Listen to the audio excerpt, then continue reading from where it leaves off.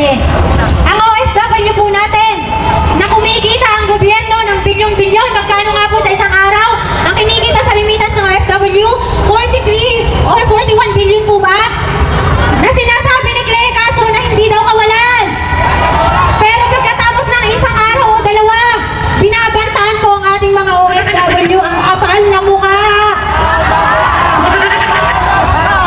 Halatang-halata si Claire Castro ay para po rin galing po sa mental hospital ata.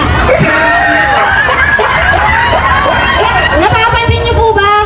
Pag tinatanong po ang kanyang mga kaalyado ni Marcos, laging mali ang sagot o kaya po nakalimutan na sasabihin. Lagi na lang po ganun. Ngayon po, nakikita ko po ang ating mga kapulisan ay marami pang kabataan. Hindi ko alam kung kayo bagong graduate lamang. Ako po ay 38 years old, hindi lang po halata. Ako po ay parang 16. Boto po ba kayo ako ay parang 16 years old lamang? Okay, sa ating mga kapulisan, nung si Pangulong Duterte ay nasa serbisyo, hindi ko alam kung naranasan nyo ang kanyang pamumuno.